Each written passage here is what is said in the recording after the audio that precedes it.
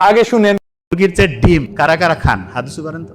সবাই খায়। আচ্ছা, এবার শুনেন, আমি কিছুদিন আগে ব্রয়লার মুরগি নিয়ে একটা স্পিচ দিয়েছিলাম। কিছু ব্রয়লার মুরগির ব্যবসায়ী বা অন্য কেউ আমি জানি না, ওরা এসে আমাকে অফিস থেকে জানাইছে, ওরা এসে করছে হ্যাঁ সারিলা কথা কেন করছে যে আমাদের এটা সরকার খাচ্ছে অমুক তমুক। আচ্ছা, সরকার কি খায় সেটা আপনাকে আমি বলি, তাহলে শুনলে অবাক হবেন। আমেরিকার প্রেসিডেন্টও কিন্তু মুরগি খায়, খুব ভালো করে নোট করেন, খুব ইম্পর্টেন্ট। আমাদের দেশের যারা খুব উঁচু স্তরে তারাও খায়, আমরাও খাই, আপনারা সবাই খান। আমেরিকার প্রেসিডেন্ট, ইউরোপের দেশের যে প্রেসিডেন্টরা, ওরা যে মুরগি খায় ওইটার জন্য আলাদা, মুরগির চলাফেরা ঘোরাঘুরির জন্য আলাদা হচ্ছে ডিপার্টমেন্ট আছে। ওইখানে মুরগিরা দৈনিক এক্সারসাইজ করবে। আপনি কি করছেন? হ্যাঁ, মানে বাজার থেকে আনলো মুরগি জব করে খাবে? নো, ওইখানে মুরগি এক্সারসাইজ করবে। এবং এক্সারসাইজের নিয়ম কি জানেন? সূর্যের আলোর নিচে তাকে এক্সারসাইজ করাইতে হবে। এবং মুরগির যে ঠ্যাং সেটা আবার মাটিতে মিশতে হবে। যে ভাই এটা কি বলছেন? ঘাস, মাটি, নেচারের সাথে কানেক্টেড থাকতে হবে।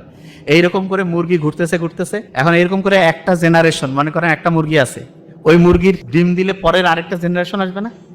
ওই পরের জেনারেশনের যে মুরগি, ওই মুরগি বা তারপরের যে মুরগির বংশধর, সেই মুরগি খাবে। কিছুদিন আগে আপনারা দেখছিলেন না উচ্চ বংশীয় গরু, কিন্তু এটা ভাওতাবাজি। কিন্তু এইটা যেটা বললাম এটা উচ্চ বংশীয় মুরগি, এটা ঠিক আছে। বুঝতেছেন আমার কথা? যে ভাই এটা কি কারণে করে শুনেন। এইটার মধ্যে যদি আমি ভালো পরিষ্কার পানি রাখি, এটা ভালো, জীবন বাঁচাবে। এইটার মধ্যে যদি আমি ব্যাকটেরিয়া, বিভিন্ন ভাইরাস টাইরাস মিলে কথার কথা যদি আমি পানিটা ঢুকাই, এটা কি জীবন বাঁচাবে না মারবে? আচ্ছা, আমাদের যে মুরগি আছে, এই মুরগিগুলো কিন্তু হচ্ছে বিভিন্ন খাবার খায়। আমি তো জানি, আমার তো বন্ধু বান্ধব সব জায়গায় আছে, আমি তো ব্যাপারটা জানি। আমাদের যে বাংলাদেশে বেশিরভাগ, আমি বলবো না যে 100, এটা আপনি বাছাই করে নিন, বেশিরভাগ ক্ষেত্রে যে বিশেষ করে যে ব্রয়লার মুরগিগুলো আছে, এদের যে খাবারটা খাওয়ায়, এদের কিন্তু আলাদা করে ইনজেকশন দেয় না। অনেকে মনে করে এদের বোধহয় অ্যান্টিবায়োটিক